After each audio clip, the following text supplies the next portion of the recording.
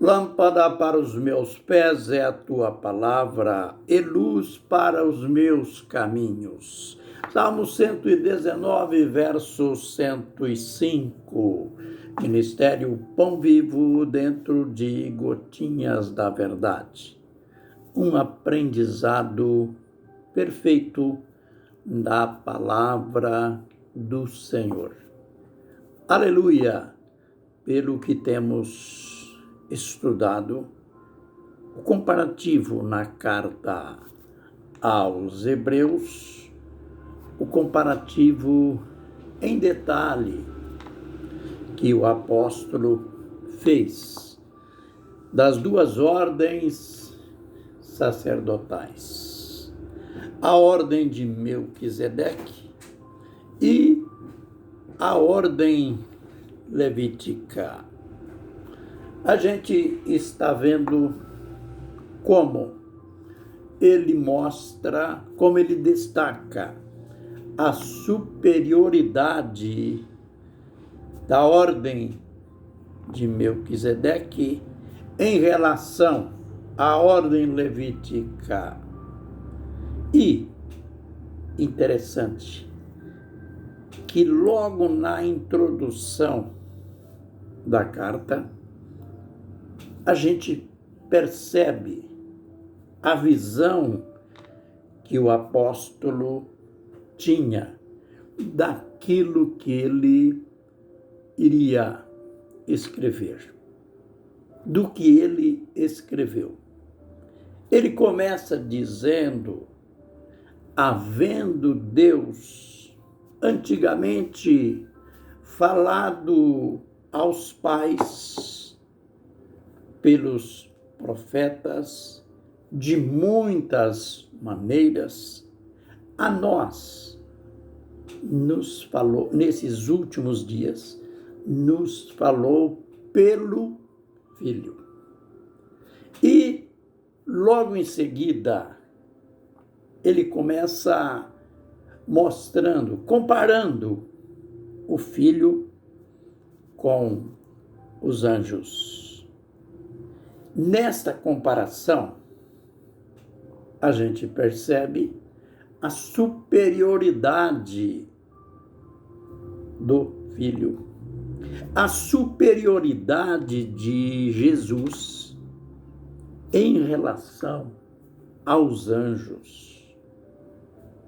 Esta superioridade ele baseia numa declaração do Pai: tu és meu filho, eu hoje te gerei.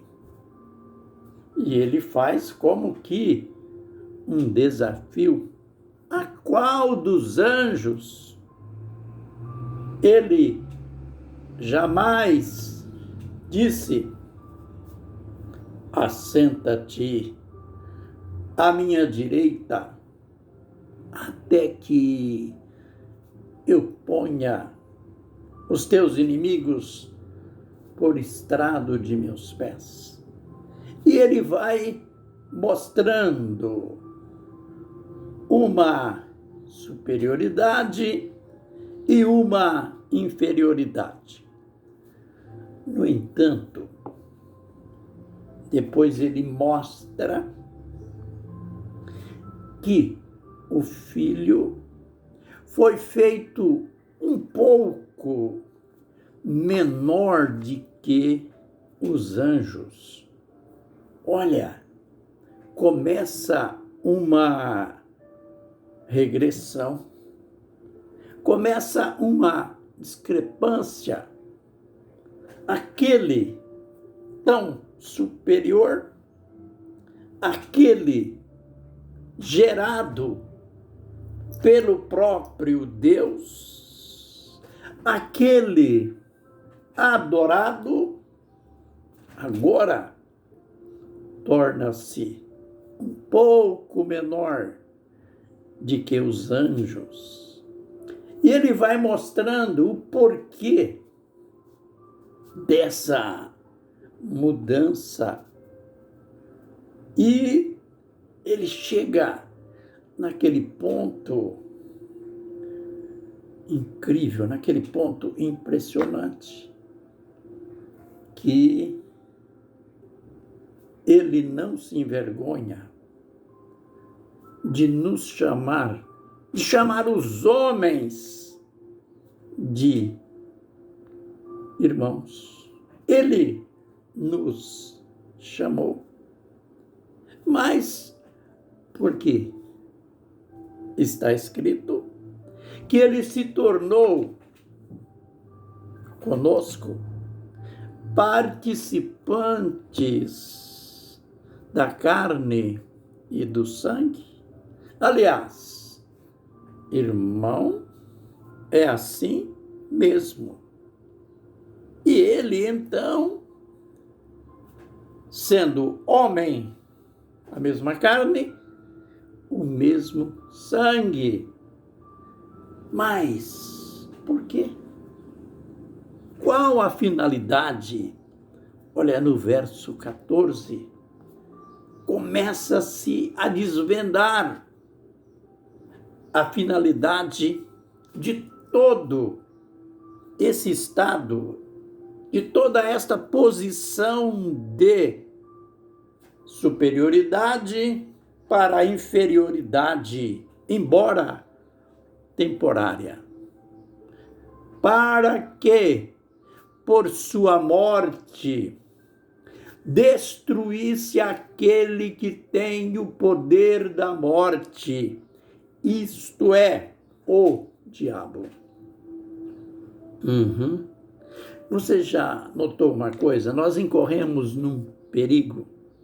Falamos tanto da morte de Jesus, pregamos tanto a morte de Jesus, ensinamos, lemos livro, se escreve tanto sobre a morte de Jesus e a gente acaba vulgarizando tudo. A gente acaba perdendo aquela visão, aquele sentimento de valor da representação real da morte de Jesus. Devemos falar da morte de Jesus, crer na morte de Jesus com mais reverência, com mais temor, pois é aqui que reside a garantia não só da nossa salvação, mas a garantia da nossa vitória. Note bem, para que pela sua morte destruísse aquele que tem o poder da morte, o diabo. Ele tem o poder da morte, ele usa de tantos recursos para propagar a morte, para matar.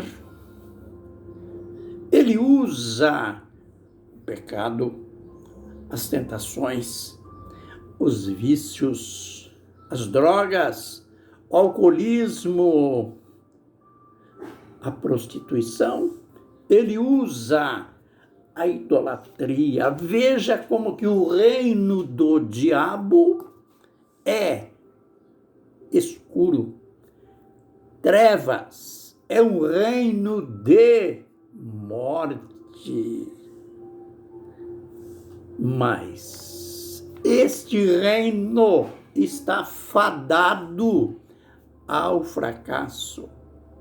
O apóstolo Paulo escreveu aos Romanos, capítulo 16, verso 20, ele escreveu brevemente: Satanás será esmagado embaixo de vossos pés.